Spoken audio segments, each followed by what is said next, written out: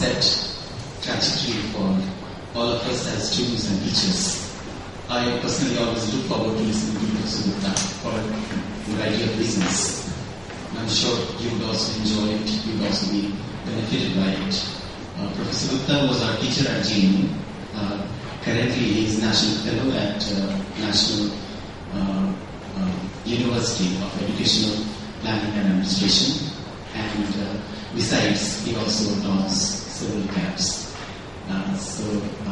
His intellectual trajectory in terms of his publications is far and wide, and therefore not so easy for me to recount in this short time, but I can certainly tell you that in addition to the textbook which all students in the university read, and in addition to some of those very prominent literature on political sociology in India, we all read, we utilize for our intellectual advancement.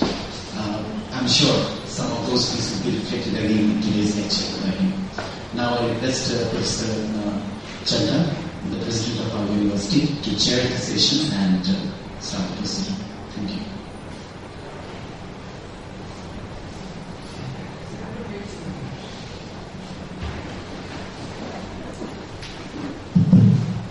My very esteemed friend and colleague, and in a genuine sense, teacher, Professor Dipankar, Gupta, their other colleagues, and my very, very, very, very dear students.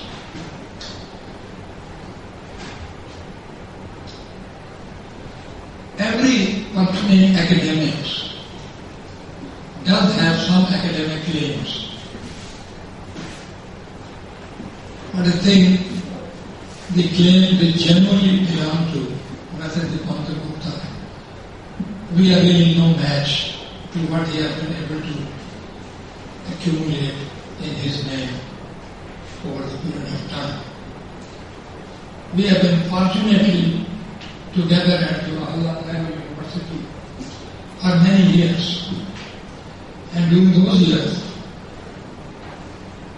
it was just a very open, very, very academically stimulating atmosphere in which we used to meet.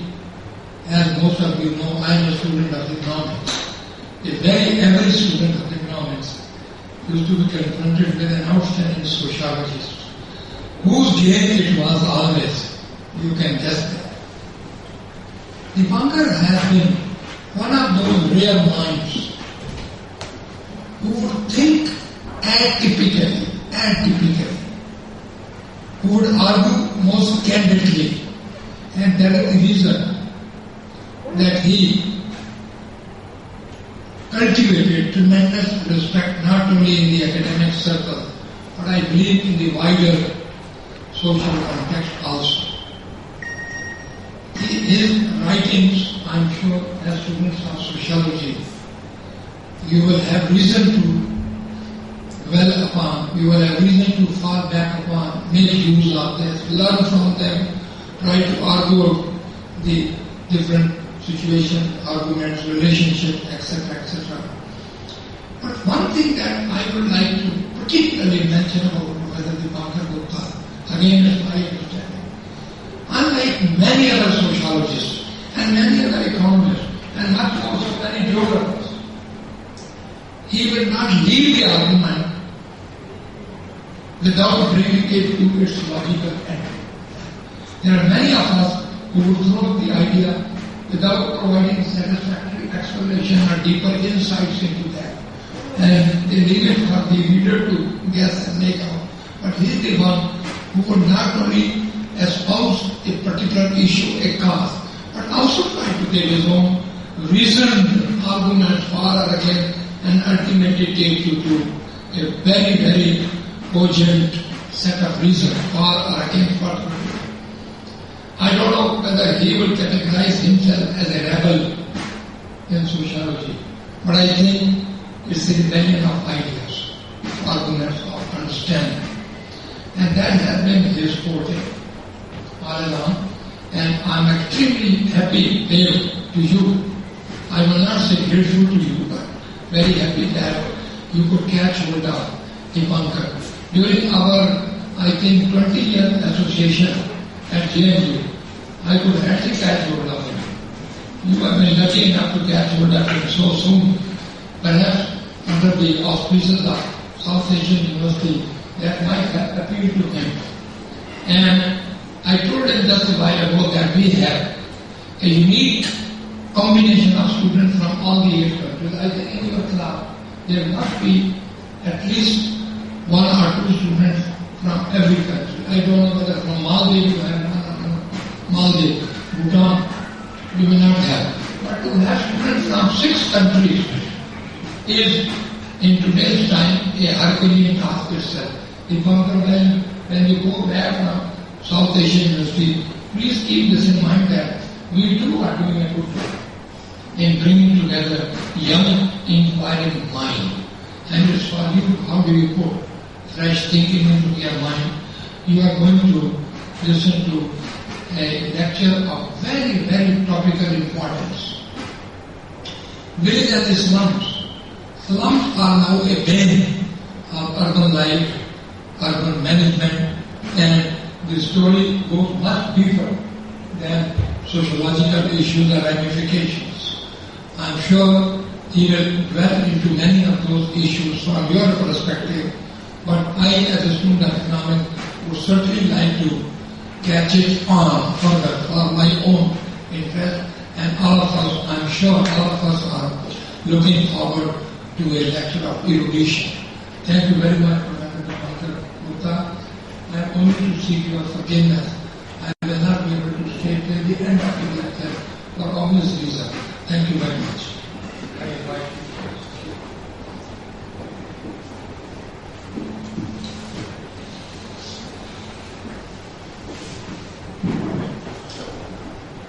Thank you very much for asking me and for your very generous and fond introduction. I only wish my wife were here. I'm not sure if she believe all of it. I will convey it.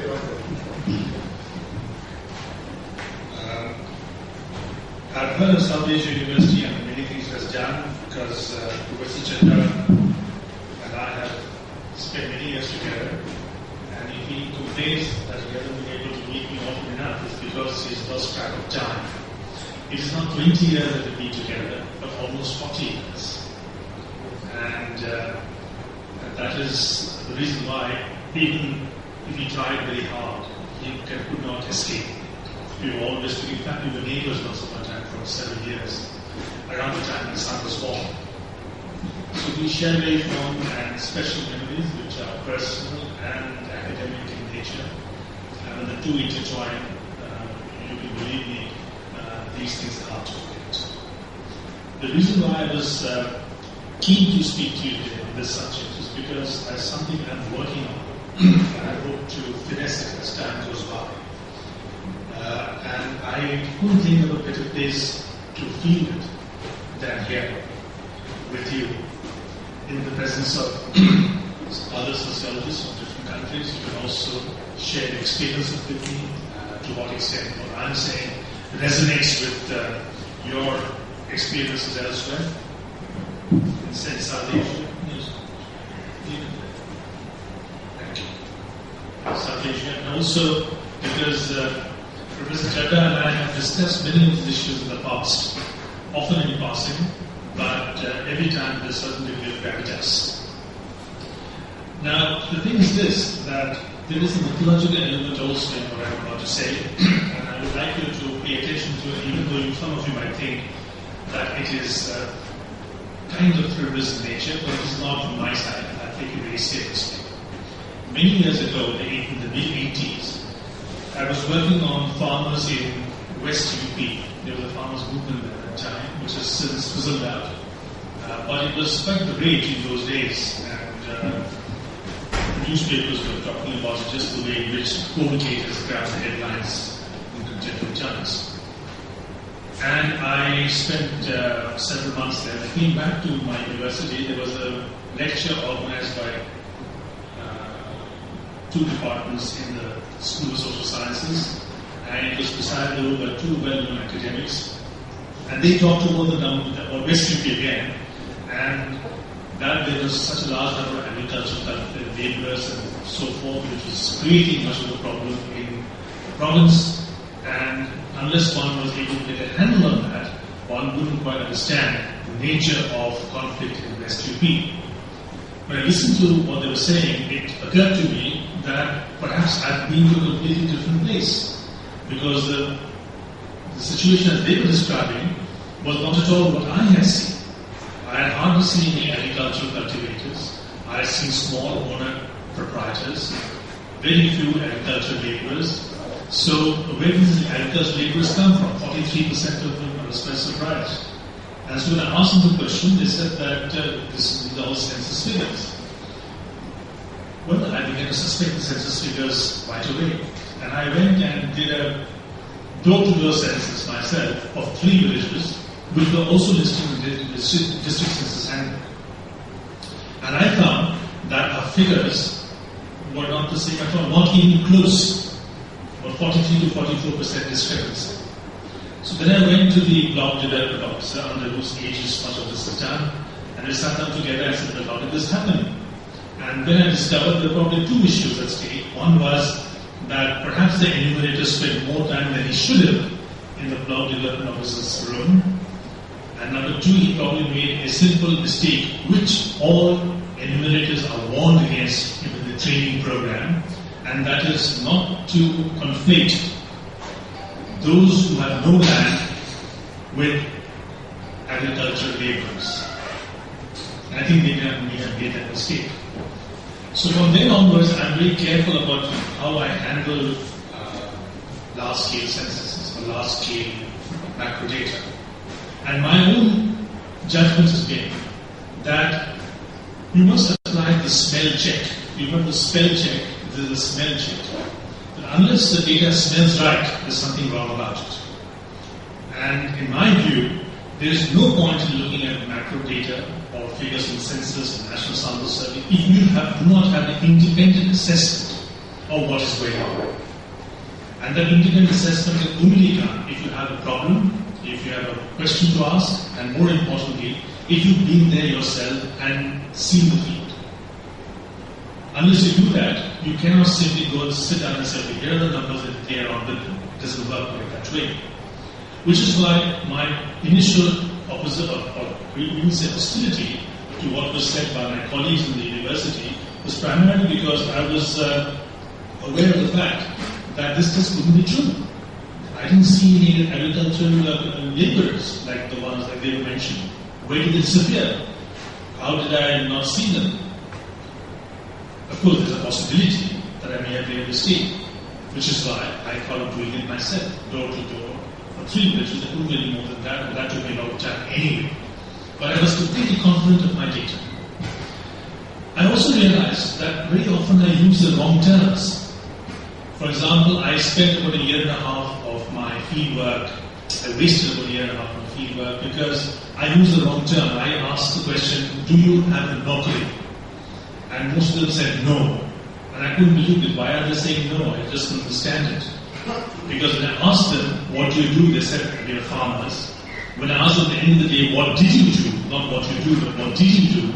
Then they say all kinds of things, like being earth movers, we pulled a rickshaw, I was a carpenter, a part-time mason. And I said, but hold it, you said you were a farmer, didn't you? I said, yeah, I'm a farmer. I said, but I didn't farm, so I didn't farm. So then I discovered that the reason why he said he was a farmer, because farming was the only job he really knew something about. He knew a lot about it. He could read the winds, he could read the clouds, he could read the soil, he could read the water, the humidity in the soil, what kind of seed should be sown at what time, the whole works. He knew all of that, but he didn't really farm full time. And when I asked him about nokri, I made a mistake. I should have asked him about mazdoori. Because mazdoori is what they do, which is paid by the hour or by the day, never even by the week. So nokri is something to look forward to, and mazdoori is something that they get most of the time. And that terminological distinction was very important, which I didn't pay attention to, on account of which I did a pretty lousy job. And therefore, when people say, as most people do, that 68% of India lives in villages and therefore they're on agriculture. Agriculture is the main source of the livelihood or is the backbone of their sustenance. I begin to suspect, can this really be true? And with this in mind, I look for other things, other macro data, other survey figures, which can in some ways strengthen my position because I'm applying the spell check. Now, why do you think I want to look at macro data? What's the big deal? I mean, I've done my fieldwork, I've done my study, I've done this survey of kind. Why do I want this other kind of data at all? I want it because I think that it makes my arguments more persuasive.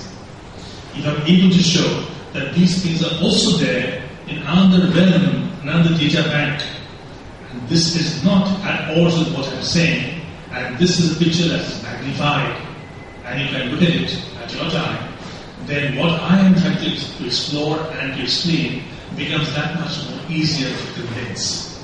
Because at the end of the day, whatever knowledge you are pursuing has to be pervaded. You have to convey the message. And the best way to convey the message is to seek the ground where there is least resistance. And I think your points of view will be accepted better if you're able to use as much as is available in the public realm to your advantage. But I must tell you, because all this is so idiosyncratic, therefore there are times when I don't trust the data I see in many of the surveys, and therefore I quite calmly ignore them. Something I think my dear friend Professor Chadha would be cast at, but that's what I often do. This is not good practice, I know, but that is my practice, and that is what I want to convey to you. So, methodologically, I think you must first start, and that is where I think as a sociologist you can make a difference, because there's no point in applying the same ground, or being active in the same area that others have already done a good job on. Your contribution as a sociologist, because you bring a certain degree of sensitivity to the field, not simply because of your emotion or attachment, but because you're seeing things in the round with your own eyes, and yet you are testing them. You're testing them, and all the way of testing them is to see what have other people done. What kind of surveys are available? Can I use them to my advantage? Can I learn something from them? Is there a trick I forgot all about? So this is the way in which there should be a relationship between quantitative and qualitative data. Very often I've heard this about qualitative data being supreme or quantitative data being supreme, but I think a good social scientist is that social scientist who puts the two together. This is how I think it should be done, but you can devise your own method any way you want. Well, that's one story. The other story is that for over 7 or 8 years I spent a fairly productive period in the corporate sector, in the business world. And I learned a few things because I audited a large number of small and medium-sized companies, some large as well. And in the process of auditing those companies, I realized that a lot of informal labor was at work in our country, far more than I had imagined. Of course, one reads figure that 93% of the workforce is informal. That figure is there, it is often brought out, and people throw up their hands in despair. But to go to regular factories and see informal labor, casual labor, contract labor, the labor break by different names, but just that they're not actually formal labor, was something I wasn't really prepared for. The extent to which there's informal labor in this country. Nor was I prepared for the fact that behind this very swishy exterior, the manicured lawns, the cars, the big sedans outside, the fact that the owner is a person of, some substance, has been educated abroad as well. Behind all of this lies the reality that most of these people depend on informal labor to make their profits, and indeed to make products they produce here have a competitive edge in the world market. This is another thing that I saw, which made me really look at certain issues that I had not earlier examined with any degree of diligence, shall we say. So the export earnings that we hear about, that again was an alarm bell, because I felt that export earnings were not really as rosy a story, didn't really look as good as I thought they would look. But once I saw the thing from inside, I realized there was a lot of informal labor, a lot of things that we don't really know too much about. And the fact of the matter was that we didn't really specialize in high-skilled labor or in products that demanded high-skilled labor. Now, strangely enough, my study of village India and my auditing experience as an auditor in the financial world, the business world, came together quite productively, or so I believe. In fact, my first breakthrough, I began to look at agriculture and villages rather differently, and began to question the role of village studies in sociology and anthropology. I must say, and it's not because some people are present here, but there's an article that Professor Chadha wrote years ago, which is called, I think, the elephant and the dragon, in which he discussed rural non-farm employment. I have said this before on another occasion. I think he was present. I think it was some Japanese there at that time. But it is true. It's a fact that when I read that piece and I read about rural non-farm employment, the penny dropped. And I realized that this is exactly what I wanted to know. But nobody in sociology talked about this. We never discussed rural non-farm employment with any degree of seriousness. All we did do was to say, well, village X in the year dot had so many scooters, rickshaws, televisions, and radios and bicycles, and that same village X in the year T2 has so many more X, Y, and Z. Well, that's okay, but it led to the impression that at the end of the day, agriculture was still the mainstay of the village economy. And when I read about rural non-farm employment from sources outside of the usual texts in sociology, I felt that this was something that we should really look into and look into very, very closely. So this is what I began to then explore, and I did a few village studies concentrating specifically on non-farm employment. And was I in for a surprise? Such a large number of people were in the village, lived in the village, full time in the village, and didn't do anything agriculture, which led me back to my earlier fieldwork when I used to ask people, what do you do for a living? And they said farmer. And then when I asked them later on, what did you do? They did everything else but farming. And when I read about rural non-farm employment and the figures that were provided, for example, I think it was in the Chadha's work itself, that 45.5% of rural net domestic product was non-agriculture, which basically means that roughly half of the rural economy was already agriculture. So if you go down this line and you are faithful to your initial observation, then a world opens up which would have otherwise, I think, been out of my reach. So for that reason, I am grateful to large-scale macro figures because on this particular instance, at least, it confirmed the opinion that I had, and this opinion should have been known to me, this point of view should have been known to me much earlier, but because of the groove I was in, we didn't discuss other kind of literature. But if you have a problem, and when you have a problem, you do look across literature, across disciplines. So when you talk about interdisciplinary, it's not because you want to achieve the lowest common denominator.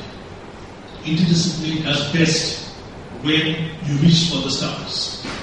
You say, I have a problem here, let me see in sociology, or in economics, or in history, let me see who else can help me sort it out so that I can be a better historian, better sociologist, better economist, not a better interdisciplinary. And I think that is how I believe our disciplines should advance. At least I have benefited a lot from that. For example, now the rural manufacturing count has grown from 27% to 45%. All the share of employment has fallen from 78 to 63%. These are things that now begin to make sense to me because I am looking at the rural world from a non-farm optic. And from the non-farm optic, I see all these things really piling up in front of my eyes.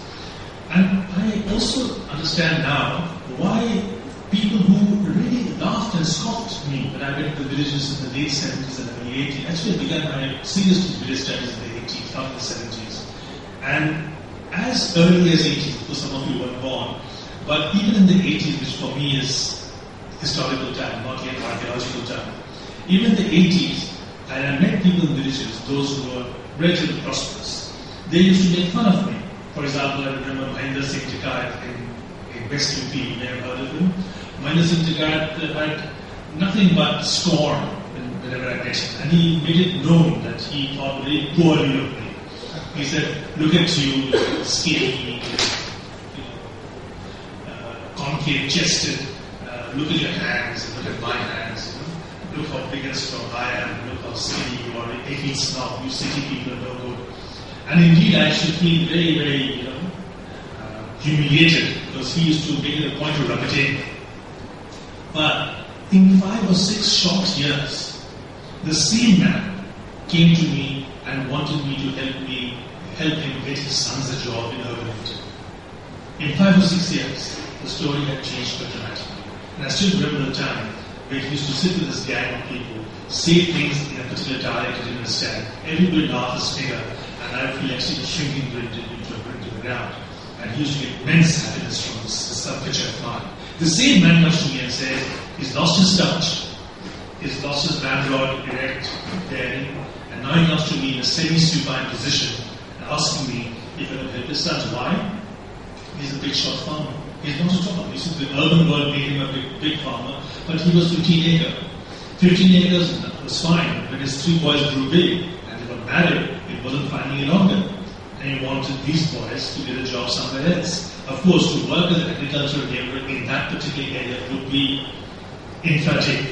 And how would you show your face? So the best thing is to leave the village, go to the city, find a job, and perhaps this pigeon-chested, weak, small-armed, weak-armed person might be of some use. So that is how the world changed. And when you look at the farming and the constraints under which they work in the villages, it's not at all surprising that their attitude should undergo such a modification. As you know, perhaps, that 63% of holdings in our country are below 1 hectare.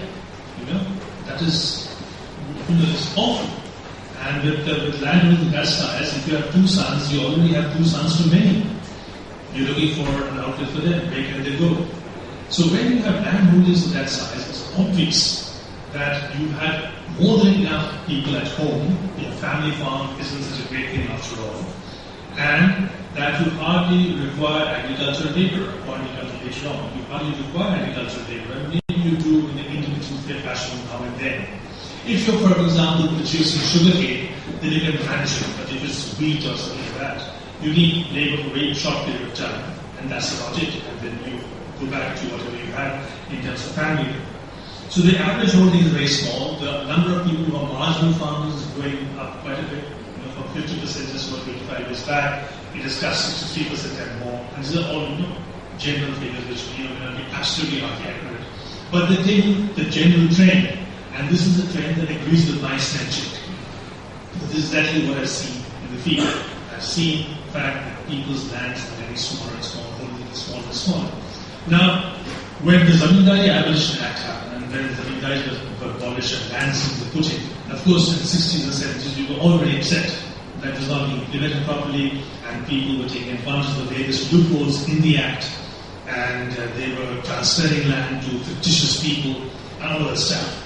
Now, what land reforms could not do, and what the Anti-Zamindari Abolition Act could not do, demography and population size has done it. They have done it. Because together, the subdivision of holdings, you rarely find a big farmer today.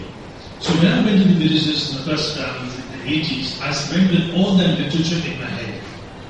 Of big farmers, landlords, landlord, agricultural labor confrontations. I've seen a couple of Hindi movies also where the landlord usually rides on horse, whips people, and the awful things. And I'm wondering, where are they? Where have they gone? And these books were written by important people, senior people, renowned people, but I just didn't see that kind of thing on the ground. From 1993 till about 2001, I used to teach a course called Peasant Anthropology. I stopped teaching it because I felt that the books I was teaching out of were irrelevant. You wouldn't work anymore. I don't know if you were there, a student at that time or not. But what I then did, I stopped teaching that course and I I waited for 6 or 7 years, or maybe a little longer, till I was able to make a reading package of material collected from diverse sources, and then began to teach the course again. I taught it for a few short years and several years to go. But the fact is, that kind of landlord that I have seen is nowhere in the picture. And if you look at the statistics also, it agrees with me. There were about 11% or 11.8% were big landowners earlier, now it's hardly 0.8%, which is fine. 13% of land was controlled by them once upon a time, now it's 11.2%. Fine. It just falls in place. Those big farmers, big landowners are really a rarity. There are a few. You can find one or two here and there. But they're not as if they dominate the scene like they used to. Now, if they do not dominate the scene, then who dominates the scene? That's a big question. Does anybody dominate at all? That's the question which I've asked later on. But the fact of the matter is that the bulk of those who have land in rural India have very little land. Very, very little land. For which reason, agriculture is not what it was cut up to be. People don't want to stay in agriculture anymore. They want to exit agriculture as fast as they can. Of course, they cannot do it easily, but if the chance ever comes their way, they are ready to up and leave. For several years, I did work in East UP, Bhadoi, Jaunpur, Mirzapur region of Banaras, where carpet belt is, we made carpets over there. And when I used to tour those areas, in many villages, I rarely found able-bodied adult men. There were some, but very few. Most of them had taken the convenient train that leaves from that region. Allahabad is not too far away either. And taken to Bombay, Vapi, Surat, nowadays even Tirupur, in Coimbatore, in Tamil Nadu, or to Panipat, or to Kishanganj in Bengal. So they were traveling everywhere. But most of them would go to West India. West India was a magnet. And I saw this village after village, and I said to myself, that's the way it is. After leaving. Till I came to three villages, and in 3 villages I found these men there. These big men, unshaven, standing there. I said, what are you doing here? And I said, well, we live there. So why do we live there? Why haven't we gone to Bombay or Vapi or Surat? They said, we are farmers. Now by this time, I'm smart. I know they cannot be farmers. There must be something else also. So I tell them, yes, I've heard about that, but what else are you? And then they tell me, we are carpet weavers. So I said, okay, we are carpet weavers. So when did you learn to weave carpets? Well, when we were 9, 10, 11, 12 years old. Obviously, they were inducted in carpet weaving as child laborers years and years ago. Who taught you to weave carpets? My father. How long did it take you? About a month and a half, 2 months. Because the carpets to weave over there are not your very highly refined silk, Kashmiri carpets or Persian carpets. They are the kind of carpets that are bought by IKEA, by Macy's, these department stores. They are thrown in the nursery. They're not very good-looking carpets. They're rough and ready. Why did your father teach you to weave carpets? Because agriculture is uncertain even then. And therefore there's no harm in having a second string to your bow. That's why our father taught us to weave carpets. Good. Then I asked a question which turned out to be a killer question.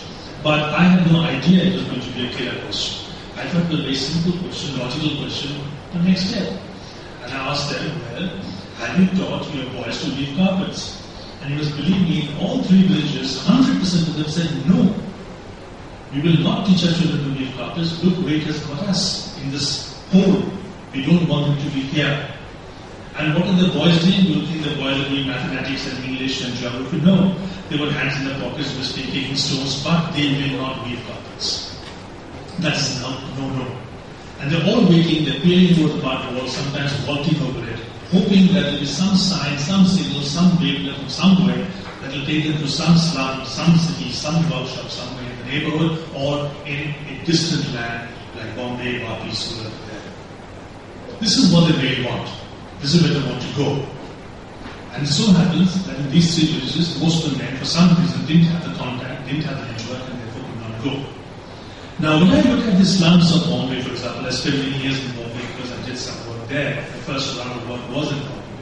I remember a large number of slums were kind of cordoned off in terms of caste and sometimes religion. And it was always a bit of a surprise to me because I think to myself, well, here I'm in Bombay, and yet these issues are so important in in slums. What I didn't realize then was that the reason why caste and village were so important in terms of marking out neighborhoods and slums, very much like how animals mark out their territory, was because there was a network that brought people from wherever to work. So if I have a cousin or I have a brother or somebody else, I bring that person once I have a job, and then the network slowly grows in shape and size, and it acts as a kind of social buffer against the vicissitudes of the urban world. That is why we have a natural collaboration of kin, clan, and neighborhood in slums.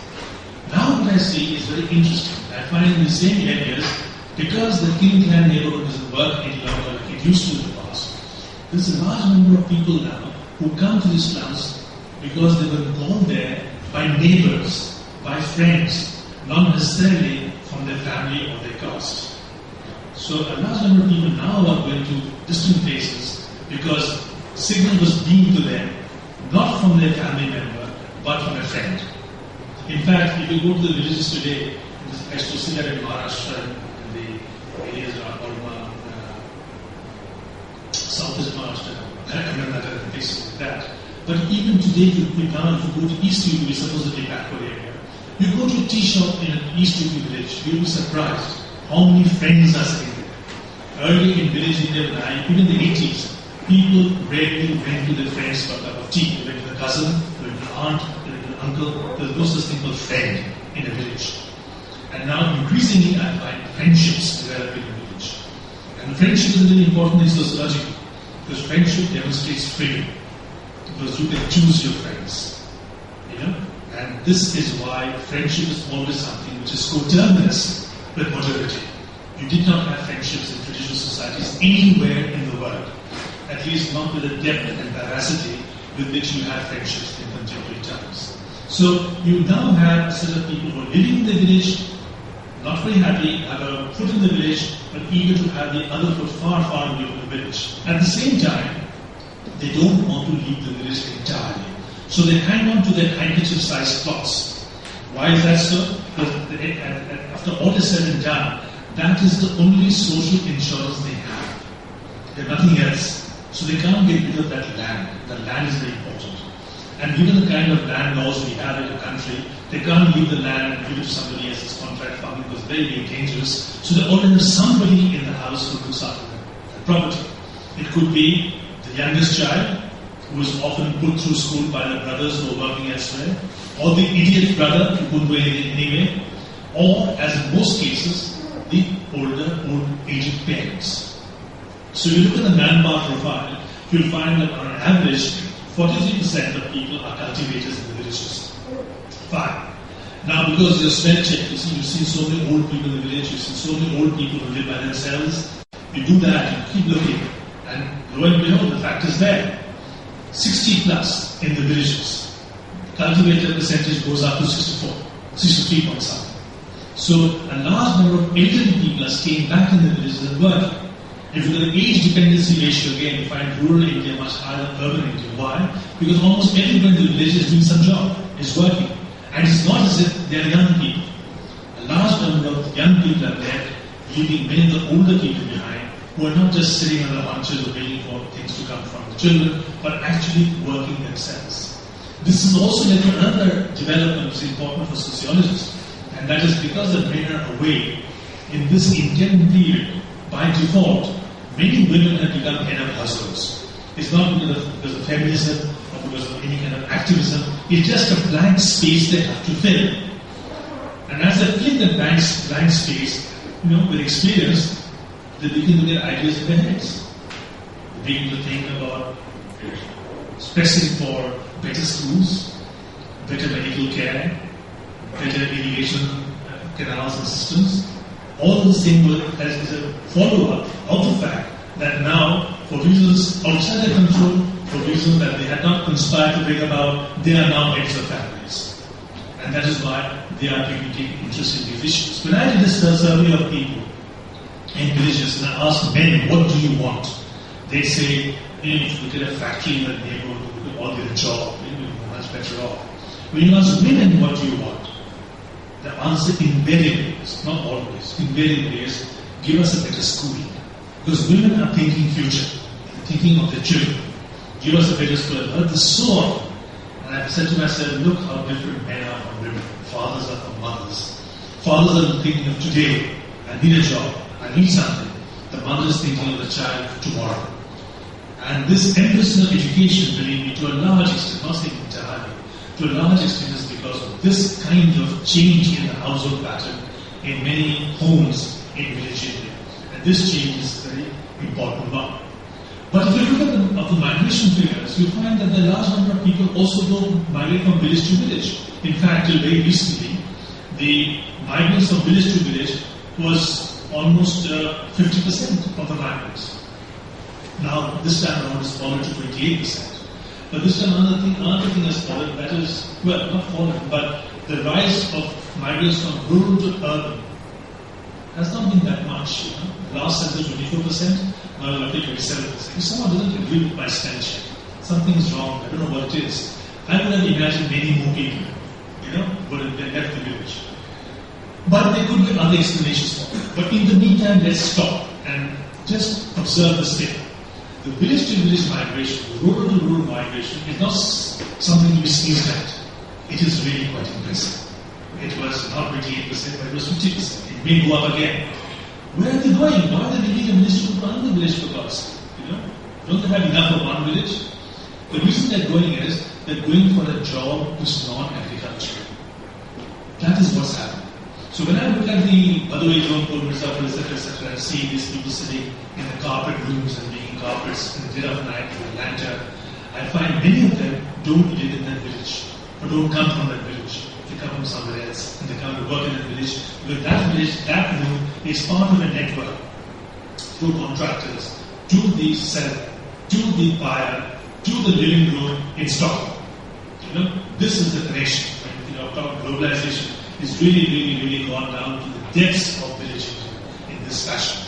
And therefore, you have people who are going all the way up this ladder. Now, when you think of this, you look for figures, and of course you find them. Because if you look at, again, the number of rural establishments which are non-agricultural, you find the number of rural establishments non-agricultural in the manpower centers taken from National Sample Survey and so on. You'll find that roughly the same number of rural establishments that are non-agricultural exist in villages, in cities, especially when the number of people employed is below 10. Above 10, cities take over. But if the number of people employed is below 10, and most of the enterprises are small units, carpet weaving, panel making, lab, agarbatti, things like that, really, they're small units. They employ the most people, by the way, so the units are small in themselves. You find that village and urban India more or less the same. But if you take a look at the census figures, the census figure is a category called census houses and the uses to which they are put. Now this is a very interesting category because it's a proxy. The other thing we're looking at this. You find that the number of houses that are put to use as workshops, work sheds is very high in rural India. The National Sample Survey and Manpower Study says rural India is a little below urban India. The census figures say rural India is above urban India in terms of workshops, work sheds in villages. It also says, interestingly enough, that a large number of men work in this household industries. It's not something that women do alone. It's not for paying money. So men work in it, and it's actually a main job. The main earners, the main workers, they work in these places. But in certain parts of the country, another very interesting feature, the more backward a region, the greater the number of workshop worksheds and the greater the number of men working there, greater the proportion of men working there. So in backward areas like Bihar, Chhattisgarh, you find Madhya Pradesh, you'll find many more men working in these units than women, proportionately. They will find in advanced areas, say Maharashtra, Tamil Nadu, Punjab. Okay, so what is happening is that these men are looking for jobs wherever they can find, because the village is no longer sustaining them, therefore they like to go anywhere they can. And the reasons for migration are also very interesting. About 38% of reasons for migration is in search of a better job. Even in the 2011 census, it was about 37%. It was 38 in 2001. Again, I'm not very happy with the fact that it's fallen by 1%. I can't imagine why. Because in my view, if you put all the other figures together, this wall does not sit right, as far as I'm concerned. There's something wrong over there. But what is good is that the number of small towns has really shot up. Has really grown enormously. Though the overall urbanization rate has gone down, overall urbanization rate does not mean that numbers are reducing. It's interesting that today we have 18 new Class 1 cities. No, million plus cities, 18 new million plus cities. You have 72 new, brand new, two censuses, 72 new Class 1 cities, and about 2,800 new towns, which is a little more than the new villages that have come, which is why rural population has increased by 19.7 million and urban population is more than 91 million. Rural population grown by 13%, urban population by 31%.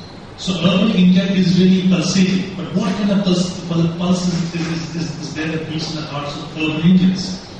Most of them who come to work in urban India are not highly trained people. In fact, most economists will tell you that whether it's Delhi or Bombay or Bhopal or wherever, one thing is in common, that they are lowly skilled people, even though some of them are educated. Today, 57% of those who are unskilled laborers in our country have a school or high school degree. You see, so they're actually educated people. The number of people in the workforce today who are graduates has gone down slightly from 2004-05 and now by 2%. I don't know why that has happened, but there are graduates also in the workforce who cannot do anything better than working as simple laborers. So there is no job for them at a higher end. So though they are educated, it's not good enough. The light at the end of the tunnel, after all this education, is a flickering one. It's there today, gone tomorrow. So all of them are actually vying against each other to get that contract job, which is the best they can do. Because most of the people are in contract labor. Now, how do we know this? Well, I've seen this when I was a caper, when I was an auditor. But I was looking through facts, and there again, there's a wonderful report written by the late Professor Gupta, whom we all knew so well, a wonderful man. And in his report, which is the National Commission on Unorganized Labor, he shows from figures from National Sample Survey particularly that 37.8% of the production of the formal sector was through informal labor. And that grew 1999 and 2004-05 from 37.8% to 46.6%. It grew in fact. So in the high noon of liberalization and economic development and growth, what was really happening was that informal content was increasing in the formal workforce, in the formal sector. So if you think you bought a car, a Maruti car, and it's a formal sector production, think again. Because a large part of it is in the informal sector. Maruti's own website, till all this happened, said that 85% of their workforce was contract labor. And I think that is probably an understatement, because when I used to go to audit, I remember very nice place, wonderful high walls, beautiful building. The moment we enter, the rear gates would open and people would run. Because they were all casual, informal laborers that had not been put on the rolls, and they didn't want us to report on them. So that we should go to audit, then after we learned all this, I used to station young, agile, nimble auditors in all the exit gates. So we entered through the main gate, they run from those gates, and these auditors would catch them, interview them, photograph them, and that's how we used to get all the documentary evidence needed for our purpose. So the kind of labor that is being thrown out of the village, though they try hard to educate, now you know 93% of all applications have a primary school, but that doesn't seem to do much good. We can discuss education later. But the fact is that we are all mesmerized by the IT industry, which only employs about 2 million people. And this is by the confession of NASSCOM. I'm not making it up. NASSCOM says that we have roughly 2 million people who are employed in the ITES, that's IT and IT-enabled sector. Of course, the contribution of the IT sector from less than 1% now roughly 7%. So a huge jump in terms of GDP. But number of people employed is still very, very low. Where are people getting jobs? They're not getting jobs in the formal sector. They're getting jobs as beading makers, bangle makers, carpet weavers, etc., etc. And that is where we are doing very, very well. 18% in 2007-08 of the world's trade in carpet came from that place in East UP. Can you imagine? 18%. 80% of gems and jewelry from India. So India was doing well where? In areas where you didn't really need high-skilled labor. Tirupur, you heard of Tirupur in Tamil Nadu district? Tirupur is the first Muslim capital. You make your vests and so forth in Tirupur. In Tirupur, today, if you go there, I mean, it's amazing. It is served by 6 ports. It doesn't grow any cotton. There's no cotton in that region. I did a study of 6 cotton districts in India. Nothing happens in terms of cotton over there. But Tirupur is there because there are 6 ports supplying cotton to Tirupur. And Tirupur has laborers from all over the country. And they're all very happy to be there as contract laborers. And they come from far away. There was a time, until very recently, in 1999, 2001, 2002, when I hardly found any labor from North India going to South India. But in 2002 onwards, I saw laborers everywhere in Tirupur. From Kishanganj, from Panipat, from everywhere, from Bihar, Jharkhand, whole clutch of Jharkhandis in Tirupur. And that shows that the barriers are broken, people are going wherever there is a job. And the contract labor system is a very, very efficient system. The contractor goes out, the contract is a long arm. It's a long arm, and the contractor can reach out wherever, and these people are coming from distant places to these units. Which is why small towns today are developing very rapidly. See, earlier number of urbanization, we only talk about Delhi, Bombay, Calcutta, and stuff like that. If you talk about them today, you'll be very behind times. Because, as you know, the growth rate in Delhi has come down from the mid-50s to 26%. Bombay has come up to 5% from 13% last time. And if you look at Bombay City and Delhi City, you see that Bombay City itself is a negative growth rate. And that's fine. But there are other small towns in the neighborhood of Bombay and Delhi which are growing very, very rapidly. For example, Noida is 110%. Fantastic growth, 110%. Gurgaon 73%. You have a place like Nehru 64%. You have Navi Bombay 120%. You have a place called Loni in UP is 220%. Huge things. Who are happening in these small towns are really, very impressive. But why small towns? Why isn't it happening in big towns? Why are small towns remaining inadequate? Why? Because small town is important today as real estate costs are lower, and therefore people rather go there than putting so much money in Delhi or Bombay. Because now with IT, you don't need ancillary industries next door, you don't need bank next door. You don't have to walk across to the bank to cash a check. Everything can be done through the internet. So you don't need those kind of services. What do you need? You need cheap land, you need cheap labor, both in plenty in a small town. And then to transport your goods, you have a truck that will take you over rocky territory. Who cares? There's commodities going there. I'm not going there. There's a man called Sanjay Gupta, who is from a place called Manipur. Manipur, Lebanon is a place that requires a GPS to spot. It is about 100 miles from another difficult place to spot. There's a school up there. I shouldn't say that. It's a university. And this man, Sanjay Gupta, has 112 cars, and he has a problem every morning because he doesn't know which car to take. And because he's in this dilemma, he usually takes his helicopter to work. Now, this is the kind of money you have in small towns. 20% of India's billionaires come from small towns. Small towns where the action is. Sanjay Gupta is one. Nafisa radiated about. There are many such people who are very, very wealthy. And all are small town people, and they make a killing there. Why? Because you see, the kind of work you need, and workers require, does not demand skilled labor. And therefore, if you are asking yourself, where is the action happening in terms of economic entrepreneurship, such as it is? You will find economic entrepreneurship, you will spot where it is happening by looking at where the slums are going rapidly. Wherever slums are going rapidly, that is where economic activity is happening. For example, Surat. 1983 to 1992, the slum growth was double the population of the growth in Surat city. But look at Pune. Pune from 1993 to 2007, you know what the growth of slums was? 176% growth of slum population. And you go to Pune now, it doesn't at all look like the Pune that used to be in the 70s. There's no family resemblance. It's a totally different place. Because that is where the entrepreneurs are coming, and with them come these laborers from different parts of the country, and they all settle in slums. So if you want to have a quick way of checking out where is economic activity happening, find out where are the slums, because that is something that is available to us quite easily. So what you see? You see all of these developments happening. You have the villages are throwing out people. You find urban India is absorbing them to a certain extent. But what kind of absorption, what kind of people, what kind of industries, the kind of thing that's going on in urban India, even in small towns, do not require high degree of labor, which is why you have a large slum population. And of course, with all of that, we must remember that education is something that most people are really doing their best to obtain, but it's not getting them ready to get.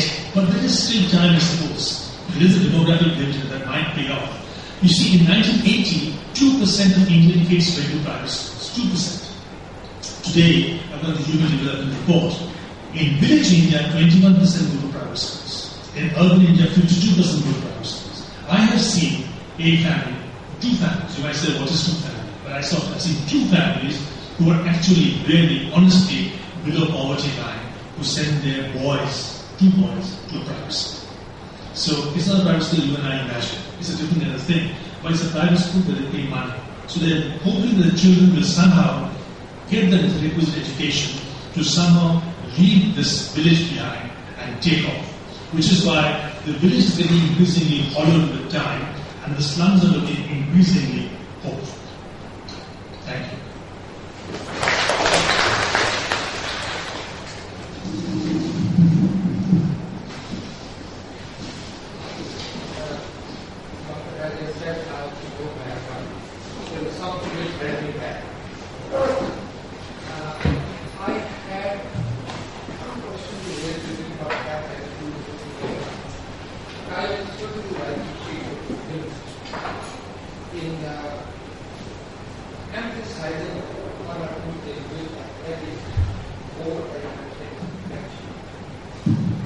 I think you are one of the rarest of the sociologists of this country who has very meticulously analyzed the economic structure of rural India.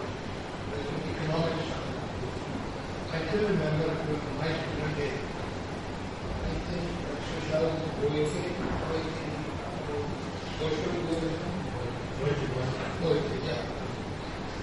According to social work, I always believe that, when we were to now form in Chadha in 1983, an international group of economists was formed to look into rural non-farm sector, and I was a kind of founder member of that. It was founded in Australian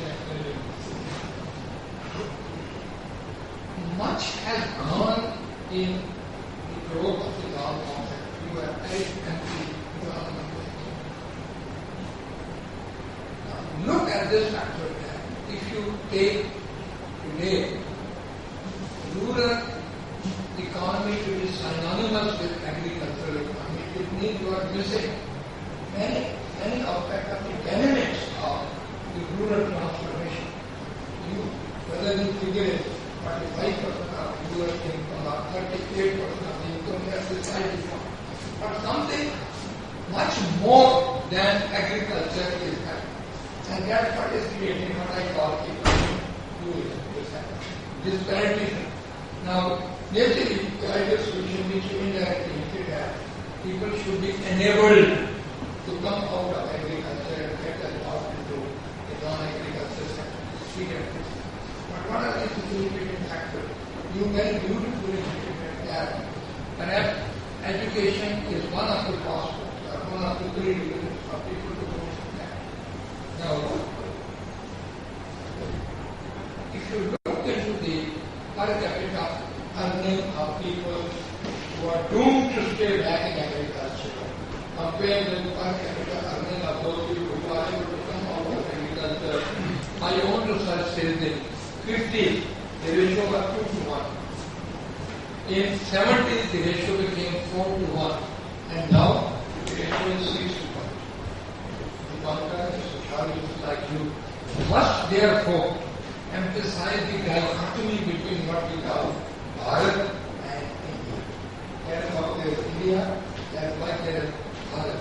And if we want the poor people in the rural area, avoiding the eventuality of the urban areas, in search and hope of certain jobs, proliferating the non-farm sector, and all that. There are many other things that we level, but improvement in education, you very beautifully leave it at that. We need not go as far as graduation level. You look into, I'll give you another paper of mine. It's clearly shows that by international standard, if you dichotomize the workforce between educated and non-educated. Who is educated? Anybody who has gone to secondary level schooling and above is classified as educated worker internationally. In rural India today, only 10% of the people, of the workers, can be classified as educated. And if you also look, the male-female dichotomy, it's horrible. Only 4% of female workers in rural India can be classified. Even in the year 2009 and 10, you can imagine that India has achieved many strides. So there are so many dimensions, so many issues which should attract the attention of sociologists also. You have given them education. I don't know whether you need to be put strictly under the heading of sociologists. I think you are a little you are economic sociologists or social economists, I don't know. But there are so many issues, problems, questions which are intertwined. And I wish I could also be a young lecturer again, Professor Perera, the dean of the school, who sometime invite me to come and give a conversation with the young sociologists. I have to go for another meeting and have a good time with you.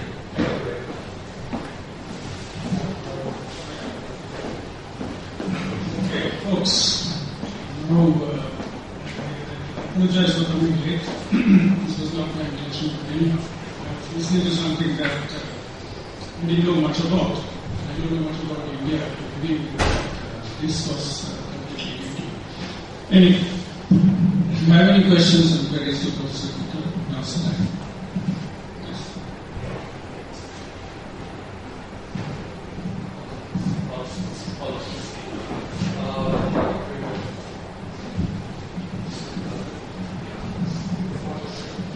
Thank you very much for your presentation, and I found it really fascinating and also very informative about a lot of these issues. As I was listening, I was sort of thinking about especially informalization, and at one level, a lot of the key features are the same. Of course, in India from the 1990s, with reforms is that informalization is to be expected because it is a feature of the reforms in practice. So I was wondering again at one level, while we look at this question of jobs and slums, and especially these other indicators of looking at where the action is, but I was also wondering that isn't also this informalization the cause of a lot of problems that we face in the process. So that's one thing. I'm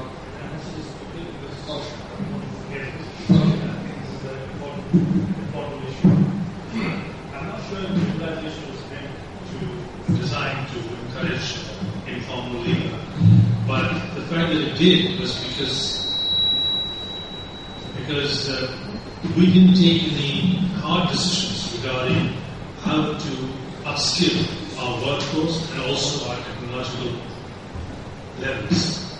For example, Philippines population has 5 times more engineers than we. Philippines, we're not talking about Germany or Japan, which shows that we are not really paying enough attention to that development. I'm now also as the director of the Reserve Bank of India, which is India's federal bank. I get to see certain things that never got to see earlier.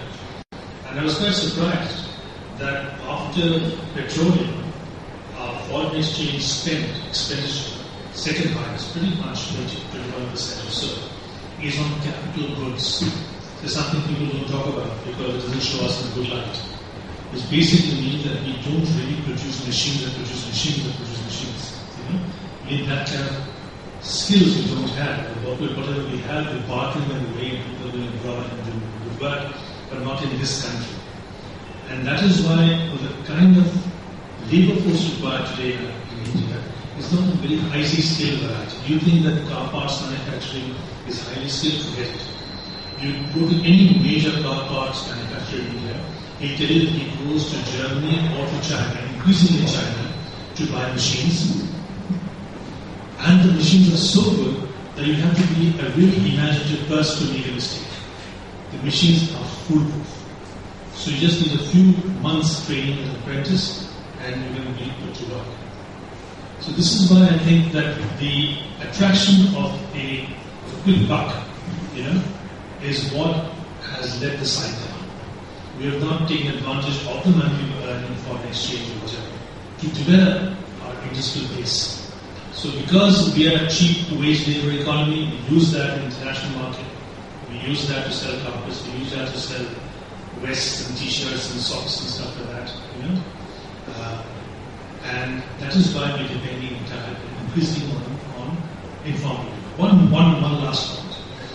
Foreign direct investment, which is the kind of investment we really want, because foreign institutional investment is the kind that can easily go away. FDI is more permanent in some ways, because you actually are participating in the organization and running of the firm. FDI, which used to be quite huge for IT, about 21%. Do you know how much IT gets now? 4 to 5%. And where the increases happen? 22% in real estate and construction. The place where informal labor is in buckets. So even the FDI people have realized that that's where the money is. So it's very sad. Unless somebody breaks that vicious cycle, it will be very difficult to come out of that.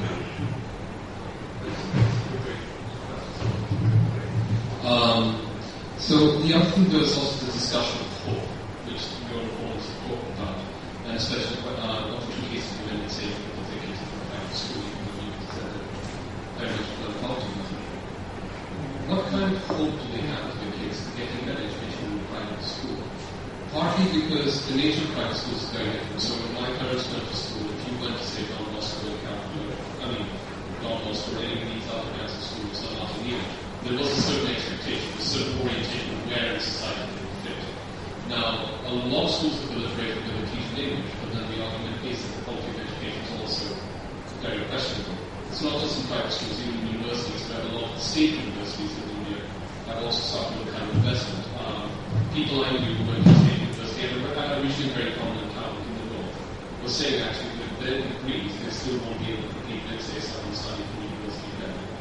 So there are these kind of questions. So what kind of hope do they have with the way education is also changing? And the last question is, we are looking at agriculture, looking at a sort of situation where not looking at agriculture. So how has agriculture sort of changed? Okay. School. It's like this, that people hold out hopes up to a certain point.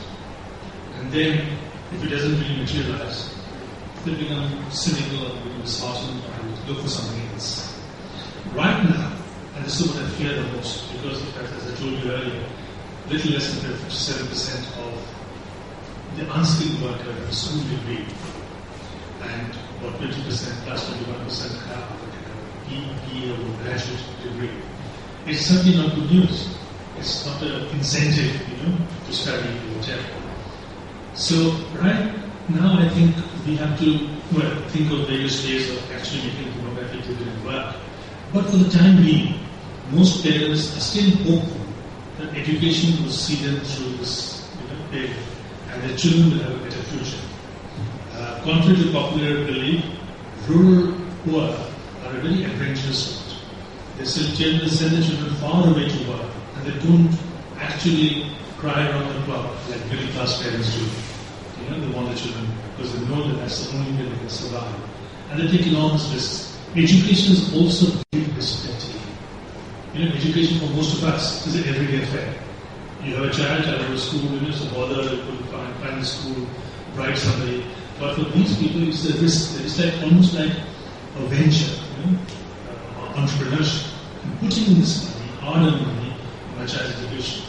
The sad part is the Indian Human Development Report, which was done in conjunction with the National Council of Applied Economic Research, they found that in urban schools, little over 50% of kids could not compute, a simple arithmetic calculation, or recognize a sentence like my mother's name is Motiben when they were in class 3. It's low 50%. In private schools, such as they are, in different quality or whatever, it is 30%. But still 30%. It's a lot. 30% is a big risk. At the end, it could well be that your child could easily fall in 30% and not learn much. Because those schools are not really great schools, if you're being those schools in the villages. But on this, we can have a separate discussion on health and education, which is very, very frightening. Your last question was about, you see, changing the agriculture. Today, the amount of land devoted to food crops has gone down by about 10% for the last 4 censuses. Amount devoted to pulses has gone down by 2 to 3%. The amount of land to non-cash crops has obviously gone up. What is sad is cereals and coarse grain, that has taken a beating. I told you earlier, to about 10%. Rice has remained more or less constant. Okay? Now the thing is this, that you would imagine that because coarse grains are easy to grow and require very little tending to, they're hardy. More and more people should grow that, and then you can eat more and live well. But instead, you are growing things that are really meant for the market, which is wheat and rice. Why is that so? Because most small farmers are actually net purchasers and not net sellers. So they sell their grain to be able to buy things like soap, clothes, this, that, and the other, which would not be the case if they were to buy, sell grow coarse cereals. There's nobody there to buy coarse cereals. Which is also why a large number of farmers today, I told you about my cotton study, which I really enjoyed a lot. It was not going while I was doing it, but I looked back and I'm very happy I did it. We went to a full set of 6 states of India and 2 of Pakistan. And I found that these small farmers, risk takers, they invest in cotton. Till 2001 they did not do it because the American board weevil had a pest, eating up cotton. With beetle farming, that crop was resistant to this kind of pest. So they went to the cotton farming with a vengeance. And cotton farming, as you know, requires a high level of inputs. Of course, the amount of pesticides is lower, a third lower, quite a bit actually, from the other cotton. But other things are there. But if your crop is successful, it's a bountiful crop, and you made it. You can pay off all your debts. But if a crop is not successful, you had it. And you'll find that all the suicides take place primarily in cotton districts. Primarily. Not review. For example, in Punjab, in Sabur, in this region with Sasanka. This is the area where you have suicides. Amravati, Yodhamal in Maharashtra, and places like that, where poor farmers with hardly any backup in terms of infrastructure go in for cotton, make it very happy, go in for cotton a bigger way next time, make it very happy, go in for a cotton a much bigger the third time, sunk. And you know who they borrow money from? Most of the farmers who commit suicide borrow money not from the money lenders but from formal credit sources. Formal credit sources actually are the reason for sort of, how should I put it, precipitating a suicide state of mind to committing suicide. Because in formal credit sources, they don't listen to all kinds of persuasions. If you take money from informal credit, like say the man who supplies you with seeds, then you cannot pay him this year, he's going to pay me next year. In the meantime, when he sells you seeds, he already makes up for it a bit by selling them at a certain price, which is higher than the usual price. So there's a lot of give and take. But when the formal source of credit, the bank employees come in a white ambassador car, park it outside the village, come and say, "Ye Ram Gopal kahan hai?" And you will say, "They are wahan hai," and the whole crowd behind you, and you go there and you spot his house, you abuse him, abuse his children, and you stomp or say, "I'm going to come tomorrow," and you don't get it. This is what makes situations much worse. Anyhow, cash flow has a good side to it. If it does well, has the other side. But you can't now get back. You can't say, "I will not do cash flows," because then you will surely die. you have to do it. And because land size is so small, cash crops is so risky, there has to be some way of supporting agriculture outside of the box in which we are placed in now. And this is so surprising that the last 2 decades we haven't really had an agricultural policy. Till before that we had agricultural policy. We had the anti-Southern Valley movement with the Green Revolution. We had Mr. Professor Balla and Chadha have worked numerously on how Green Revolution moved from the early land augmentation to mechanical to chemical, and things like that. But now we have no policy of that. And things have changed. It is not the old thing, like I told you, the books I read were useless.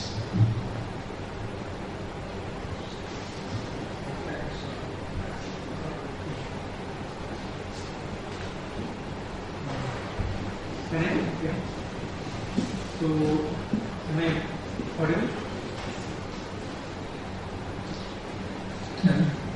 Thank you so much for giving the lecture. During your lecture, you have told that there is a lot of migration between rural to rural area and from rural to urban area.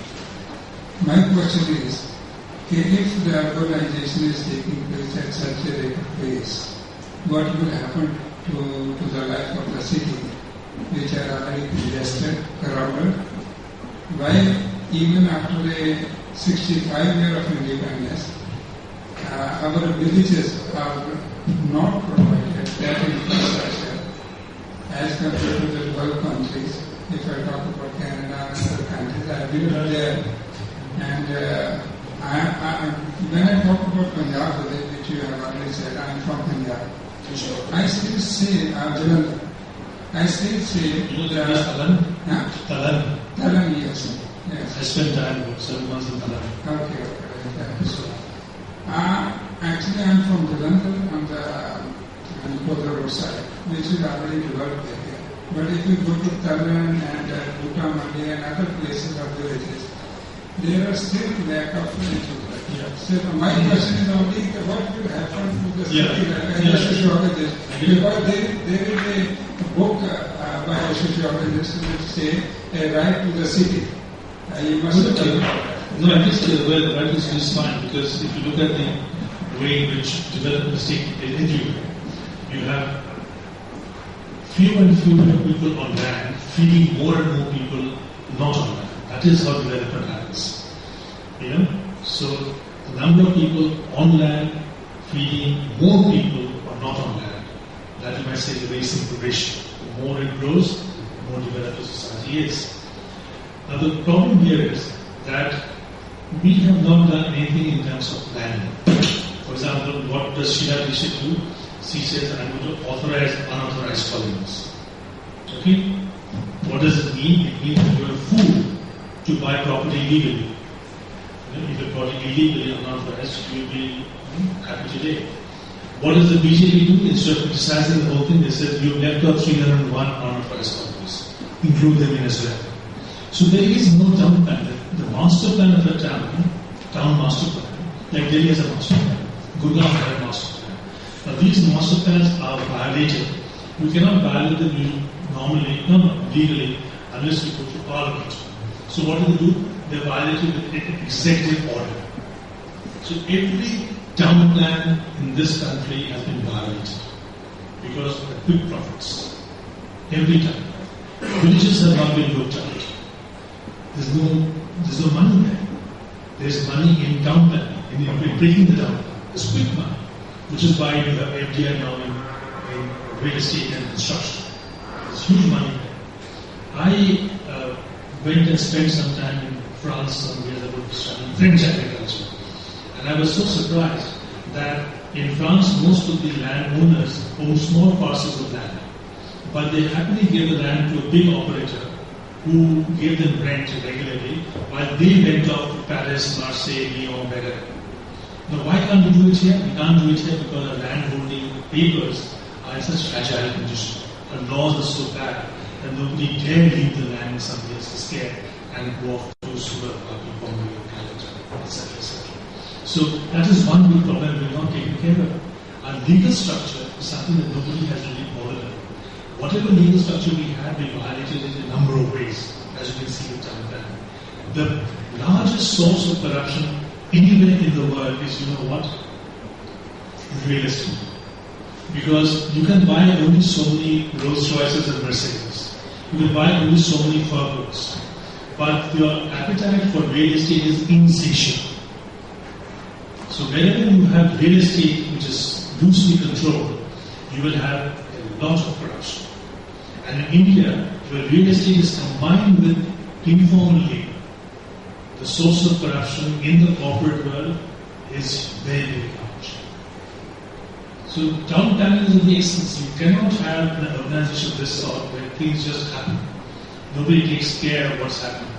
And then someone will stand up in Bombay and beat up others who come from outside. That's not the way to do it. Because town planning is a serious exercise. In Paris, for example, or London for that matter, they built subways when there were hardly any traffic because they saw things 50 years down the road, what it would look like. There was a town plan. So this is the problem. Why should our cities, why should our small towns be such ragged places to live in? Why do old people live in small towns? Because there are no hospitals. So all the old people are still in the cities, when they should be sitting in a small town in an easy chair, looking at the sunset. But they can't do it.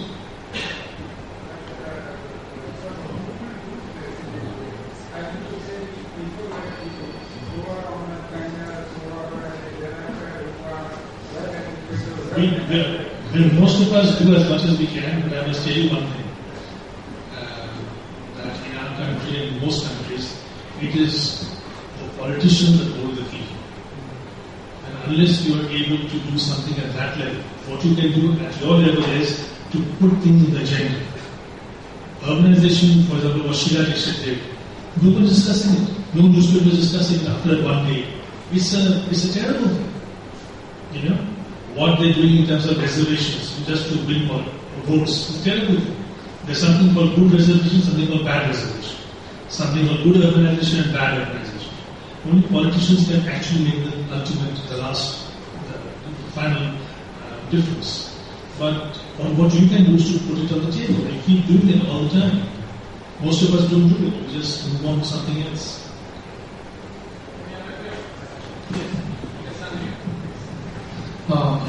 Thanks, Professor Gupta, for a wonderful lecture. So, initially, my first question is, does the slum in the urban area of India represent the nature of India's modernity? So, this is one question which I propose. If yes, then how could we actually reshape our understanding of modernity, what we have learned, whether the Weberian notion or coming to Eisenstadt or any theoretical or conceptual understanding of modernity, to how to represent it.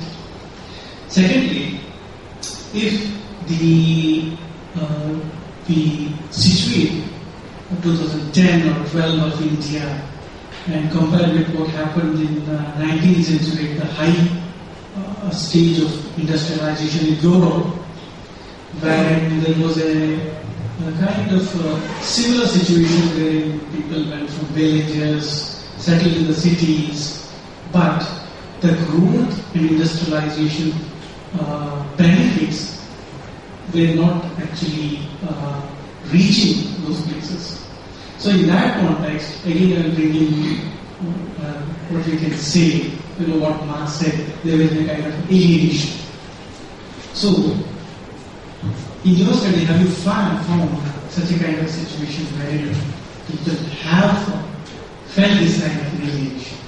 Yeah. First of all, I think I need to clarify one point, and that is everything that is happening today, because it's happening today, does not mean it's modern. Yeah. Modernity is different from contemporaneity. Contemporaneity is happening today. Modernity is one concept. Even if I may say so, I'd like to read a book that I have written called Mistaken Modernity. Modernity is a concept, probably the only concept in sociology, sadly, which is not based on human relations but on objects. How many smoking chimney stacks, how how many cars, how many roads, how many slums, etc., how many guns. Every other societal concept, even capital, even labor, is relational. Because capital is not just money. Capital is relationship between capitalist and labor, let's say in Marx. In Weber, power is not just power. Power is legitimate authority. Again, a relationship between people. Modernity is one concept which somehow didn't get that quality in it. And I think modernity is modernity when we talk about relationship between people. When people look at each other spontaneously and without any excessive thought as equals, that is modernity. But I can change places with you roughly by and large. That is modernity. When there's intersubjectivity, you might say, as Anthony Giddens said, that is modernity. Modernity is not fast cars, not going abroad, not discotheques, not English language. It is how you look at other people, how other people look at you. How a doctor looks at a nurse, a doctor looks at a patient, or teacher looks at a student, or father looks at a son. Hegel had said in his very famous work on phenomenology of the spirit that a son, a boy, a child, is a little citizen. He's not a child to slap around. He's a little citizen. So this is how modernity is built. In our country and many other countries, we see modernity simply in terms of either very expensive items, or in terms of squalor. So the slum today is not a symbol of modernity. It is a symbol of India's informal labor structure, which is a sign of our way of making a quick buck in the international market. It's our way of enterprise. It is not modernity, in my understanding. And when it comes to the second issue of, what was the second one? I was comparing with the 19th century. Okay, 19th century. Now, if you look at the 19th century, let's take Britain, for example. If you look at take Britain, or you take France, Britain, and Germany, and Scandinavia, and Sweden, you'll find something very interesting. Some of the most far-reaching legislations in Britain were initiated not by the people, not by the masses, but by crusty aristocrats. Robert Peel, Sir Robert Peel, he initiated the anti-corn law movement when he was one of Britain's largest landlord and he had the most to lose by repealing the corn law. But he fought against the corn law. He lost his prime ministership. Lord Russell came after that. Lord Russell fought a different party. Then Robert Peel came back again and eventually the corn law was established. In 1871, Disraeli was the head of the Conservative government. And Disraeli was the symbol of the Conservative Party. And Disraeli's cabinet was full of all these conservative aristocrats. But in Disraeli's government, they did 2 or 3 wonderful things. For example, we talked about slums and living conditions. The Workmen's Housing Act was passed by them. That houses have to be of certain specifications if they have to be passed. And that is the major reason why tuberculosis came down in Britain. Because housing is an engineering, intervention, not a medical intervention really. It's an engineering intervention. Then you have someone like William Plimsoll of the Plimsoll line. He was a major coal merchant, but he devised a system by which the Plimsoll line, below which if a ship goes, that ship is prone to sinking. It went against his interest because the more he loaded onto a ship, the better for his coal business enterprise. But he was the one who went against it. So Education Act, Health Act, all of these were done by aristocrats. Child labour. Did the people of Britain fight child labour? Ordinary labourers? No. Ordinary labourers said, I work with a child. My son is no Prince of Wales. He worked with a child too. Who fought against child labour? It was the aristocrats and the elite of Britain who fought for it. Who fought for women's rights? Elite women, Emily Pankhurst, elite woman, a very elite background, who was having a great time. She went to Ecole Normale Supérieure in Paris, came back, and she was going to be the leading light of Britain's social circle. She decided to start this thing. The match girls strike. They attacked David Lloyd George's house. Incidentally, David Lloyd George in the early 20th century before the war was the one who started the Insurance Act, which later on became the National Health Scheme. There was the Red Austrian movement. This man called Julius Standard started the health movement in Vienna, which then became the Austrian health sector. In Canada, Tommy Douglas in Saskatchewan, you mentioned Canada, Saskatchewan, he started it there. So it's all about politics. And when this kind of breed of politicians will come to our country, I do not know. But I can tell you this much, that advances in democracy happened because certain politicians took the lead. So if that is a kind of pessimism, so what can we see a kind of... The optimism is that we never know what will happen tomorrow. So is there any chance of class consciousness? You see, class consciousness, you have to think of this way, that what are you doing for people as citizens, which you and I can commonly benefit from? The easiest way of hobbing on the public is saying, I'm looking after the poor, I'm looking after targeted group.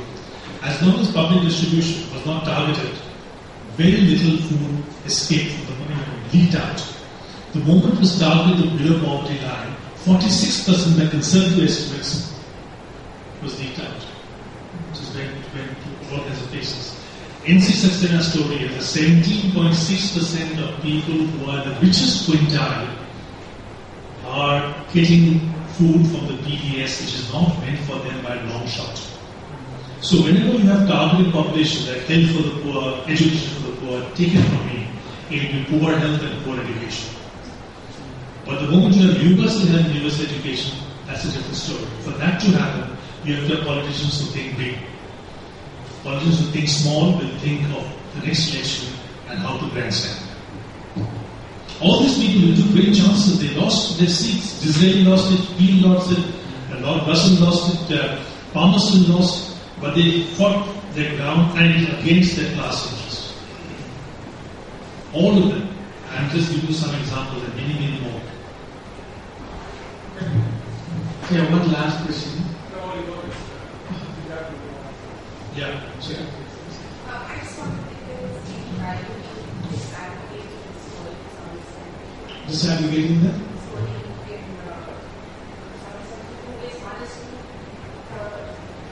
The value of thinking about country in regional terms, or thinking about a macro story.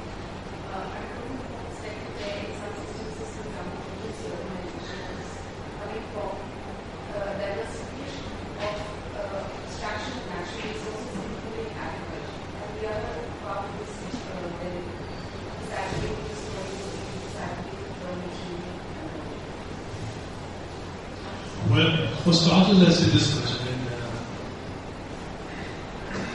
and I told you about various things about where it was something it's from.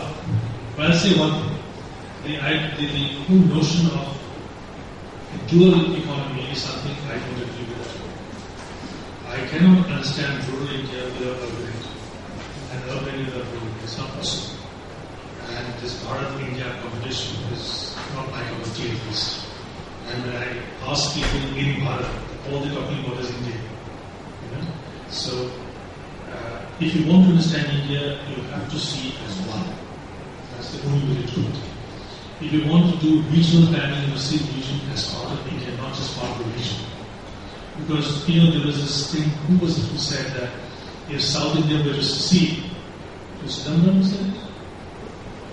If South India seceded, it would prosper. South India is carrying North India. I think Jawaharlal said it. Now the point is that Jawaharlal hasn't noticed that most of the workers in South India come from Bihar, Jaunpur, UP, Panipat, right down to Tirupur, Coimbatore, all of this. None of the construction that happened in Tamil Nadu, which is in Chittambar's backyard, would have happened without labor from all these regions. So you cannot really think of India today as one where a region can be a region on its own. There is a lot of synergy, and this synergy should be built up instead of stacking. For example, you cannot have a Gujarat that's growing without the rest of India supporting Gujarat. Gujarat today boasts of a very high level of economic development. But all this happened in 1980, not with Modi. It happened well before Modi. When Modi came, 1,185 or 86 villages had to be electrified. All the other villages were already electrified. During Modi's term, the last 100 odd villages were electrified, Modi claimed the credit for the entire thing. Before Modi, the fertilizer, the refineries were set up. Before Modi, the ports were set up. Before Modi, the soda ash business was set up. All this was set up not to serve Gujarat, but to serve India, to get money from India. And that's why India supported it. So you cannot think of anything which is only for the region. However, certain things do require special attention. Because a lot of injustice is done over time. Let us take Chhattisgarh or Jharkhand or some of these poorer regions which have suffered a lot because of a number of factors. So you have to have special programs for them, but not to isolate them from India, but to integrate them more meaningfully and profitably with India. I think that is the way we should. Why is it that you have this Maoist movement in Jharkhand and Chhattisgarh? The major reason in my view is that these are areas from where no professor in South Asian university has come from.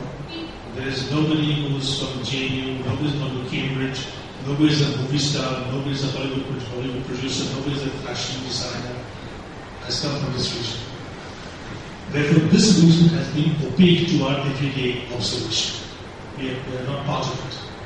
Because we're not part of it, two things happen. One is the bad business people get there, the corrupt buccaneers enterprise get there, and politicians who are running on the run get there. And when these two get together, the combination can be quite lethal. I looked at Maoism in Jharkhand, and I wrote about it. I presented it to gathering where the head of the Home Ministry was there, the Vice President was there, and I told them that I had studied this area, I've been there, I've been to Jharkhand, I've been to four major districts, Lataya, Lower etc., Palamo, and Char. And I can tell you that the real problem in this area is not Maoism. The real problem in this area is indiscriminate, uncontrolled, greedy capitalism. That is the problem. And unless you control that, you can't control anything else. Maoism is only a small screen behind which all this activity is taking place. Because that is the reason why every politician, every chief minister wants to tell you how bad, how dangerous Maoism is. Because they benefit from it. There will be a few Maoists, no doubt, who are believers, but the bulk of them are with these buccaneers having a great time. So if you want to talk about Jharkhand, you have to think of India. You can't just think of Jharkhand. And that is my view. So I think the secularized way of looking at India is not a good one. There are special problems, but these special problems have to be seen in an India-wide matrix. Otherwise, there remain a special problem. Like, for example, look at scheduled caste as scheduled caste and not as citizens. They will never be citizens. If you look at the poor as poor and not as citizens, they will never be citizens. They remain poor. If you see the minorities not as citizens, they always remain minorities. And that, I think, is something we have to consciously fight against. Okay. So you mentioned about skilled people for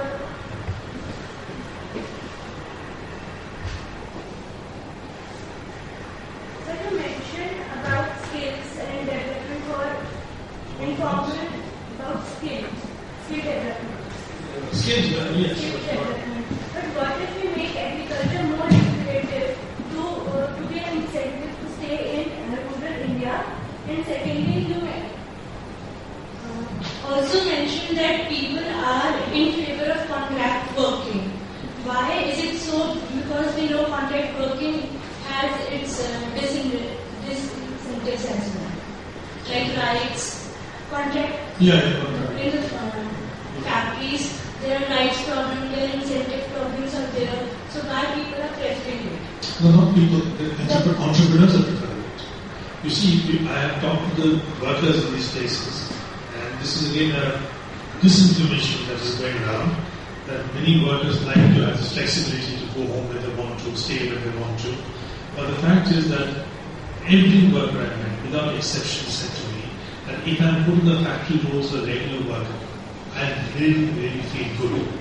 And I have found that those who become regular workers in factories don't take up for home as much as the contract workers do, because the sense of allegiance and the fact that they might lose the job, keeps them there, and they leave at intervals where they're allowed to leave. So it is not the people themselves. What is the Maruti uprising all about? It is because they've said that make us regular or make everybody contract. Because the difference in skills between a contract worker and a permanent worker is zilch. The difference in pay and security is a lot, which is what hurts. If you're a regular worker and your skill levels are very high, fine. But if you're just like me and you're a favorite pet dog or somebody, then I don't like it.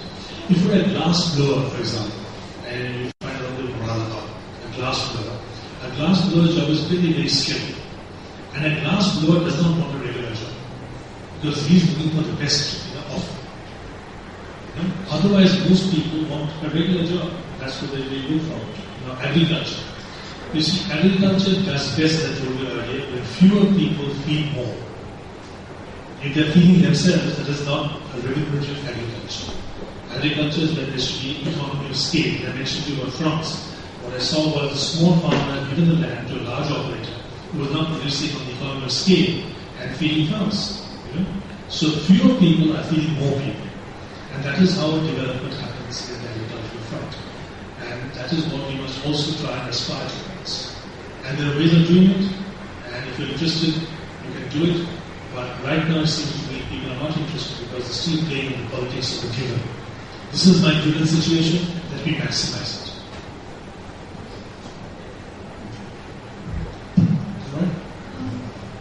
Sir, you have spoken about how some of these people from the rural areas, despite having attained certain amount of education, find it sort of challenging to become incumbents of higher level jobs. So could we say perhaps even today the caste system is a major catalyst in sort of restricting the desired occupational mobility? Because if I look at the workers in different factories, I don't find any caste problem at all. There was a time in the 1920s and 30s when bobbin boys in cotton mills had to dig the twine, thread it, and there's some talk that people wouldn't like to have a scheduled caste person do that. I don't know how it's true, I wasn't alive then. But I have seen things today where caste seems to make no difference at all in terms of mobility. Now, there's another reason for it. That's a very interesting reason. As long as the village was controlled by oligarchs who are powerful. Remember I told you earlier that 38% of land is controlled by the big companies until about 30 years back. That's a lot of land. Before that, even more. Okay? Then you could call the shots. And usually the caste system operated when the village oligarch ordained who was to do what for whom and for how much. Right? Who was accepted, who was not accepted. As you know, a Brahmin who works in a landlord's house is superior to a Brahmin who works in a non-landlord's house, is superior to a Brahmin who works in a poor man's house, who is superior to a Brahmin who works in a temple, but inferior to the Brahmin who works in the sanctum sanctorum. So everything depends upon the big shot of the village. But now this big man in the village is no longer a big man. You see? His grandfather had 1,000 acres, by the time he comes around, he has 5 acres because of subdivision holdings. Now, if I have 5 acres, I can't call the shots in the village, I can't say you do this and you do that, and you do this for me, you do that for me. So, the poets say that if you can't do anything for me, then why should I tolerate your swagger? You can actually point the time almost precisely when scheduled caste movements grew in India with the breakdown of the Indian village economy as we knew it to be. As the old landlord structure disintegrated, those castes that were kept down began to make their presence, beginning first with those who were tenants, the OBCs, eventually with the scheduled castes. So this entire movement is an assertion of identity against the system. The system was one where everybody did what they're supposed to do. That system is broken. Instead, what we have is class identities. So these class identities are not systemic, and therefore they don't play a role in obstructing anybody or eliminating anybody other than the provisions in the Constitution regarding reservation. So what we have to do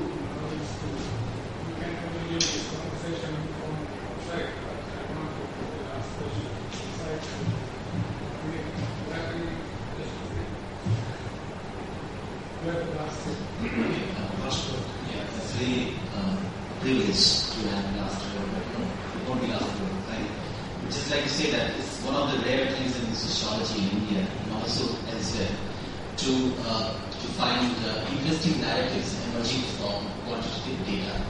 And that I really appreciate, always I appreciate in your work. And that's why every time I listen to you, I have thoughts triggered and also provoked to engage with you slightly critically. I've always done that. And precisely because we got this idea probably from some of those vivid lectures we had from you on community national and also. So using that, I was wondering if you also apply spell check to the narratives emerging from quantitative data. The reason why I say this because, for example, here, maybe you will not dwell upon it because of the paucity of time, but when you say this, like friendship becomes like a signifier of modernity here, and it's also modern way of kinship. Friendship is some sort of kinship in our times. And I'm just trying to. Let's say kinship to a point because kinship is really what they call ego-focused kinship. Yeah. Where you say that I like you though you are my third cousin, but I don't like him though he's my brother. And I meet you more often. Then this is the way that becomes a friendship-kinship combination. Yeah. But I was just wondering whether we can really restrict this whole idea of friendship in the realm of modernity. This is something even Perera tried doing. But Perera, when he talks of politics of friendship, he basically tries to somewhere assume that friendship is largely a modern phenomenon. Whereas, coming to the question. So, whereas we also find that there are instances of friendship and all kinds of friendship. For example, Tagore's father befriended Lal Fakir, his Bangladeshi Sufi. So that is also kind of friendship. We also find all notions of friendship doing rounds in maybe I don't know when exactly we can address the beginning of modernity in India, but all notions of friendship. And there's the thing that your question. You see, the thing is this that there were relationships that people had with others. For example, in the Bhakti movement, there was a lot of interaction with people of different backgrounds. But those were not friendships. You didn't sit down, have a cup of tea and just while at your time and gossip. They were things that you did as plotters and prospects. For example, when Gandhi led the movement in UP in 1920 Harvard, there were people from different backgrounds. There were Kurmi, Kueri, Ari, Lod, Dhanu, Rajputs. They were all well-dressed Delhis, Gunja Delhi, Achwa Delhi, all of them together, and they fought in this movement all day. At night, they would eat in their separate kitchens. Even Gandhi ate in his own kitchen. He liked his full basmati. So the friendship is something which is little more than that. Friendship is when you let your hair down, you sit with someone, you shoot the breeze, you chat about things. That is what friendship is about. It's not about interacting or being in close touch or learning from somebody else. Incidentally, when you come to Tagore's father had relations with Gandhi, Keshav Chandra Sen, for example, Tagore. But they never were friends. If you read this book, Gora, by Tagore, in Gora we find a very strong tension between Gora and Sociology's family, and though they knew each other, there was a problem. And yet, Tagore's family, I must tell you, was a very, very modern family before its time. Tagore's family did all kinds of things that nobody at that time did in Bengal. Or even Ishwarchandra Vidyasagar. Ishwarchandra Vidyasagar was a Bengali, we were called Dhoti, everything else. But I would consider him to be a more modern person than Michael Madhusudan Dutt. Because Ishwarchandra Vidyasagar's relationship with other people was modern. The way he looked at women, we looked at widows, we looked at the poor people, As far as Michael was concerned, Michael's thing was, I'm going to break taboos. It was not about relationship. I'm going to eat beef. This is Michael Madhusudan's point of view, being modern. That I think is a thing-oriented, eating beef. But for Ishwarchandra Vidyasagar, it is how I treated other people as an actual being. that intersubjectivity. And I think in Bengal itself, I would say that the popular rendition would be Michael Madhusudan, model for a figure, and Vidyasagar relatively a traditional figure. I would put it the other way around. I would see Vidyasagar as a model figure, and Michael as a, well, okay, but not really quite as modern as this. Friendship is therefore a matter of choice where you do things without any purpose. You know, that is what friendship is about. When you relate to people with purpose, it may be a good relationship, but it's not a relationship between friends. At any rate, I have seen in my own lifetime, which has traditionally been quite long and happy, that friendships in the villages, I'm quite startled and impressed by the friendship I see in villages. And what I've also seen in villages is people marrying outside their caste and religion. That's also happening. And because it's happening now, that's why you have all these murders. In the past, nobody did it. So nobody talked about it. Now they're taking the chance. You know, Charan Singh's daughter married a Baniya. And she had been in the village. She lived in the city. She never been in the village. Because if you marry outside, you better leave. Don't stay here. Salman Rushdie has said that a metropolitan experience is one when you cannot choose your neighbor. But we can go further and say a metropolitan experience is one when you cannot choose your son-in-law. And when that happens, I think we're really wrong.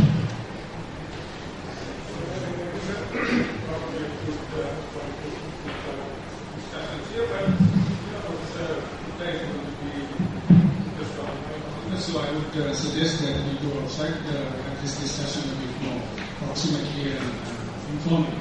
We have some tea. I hope we have something. Thank you very much.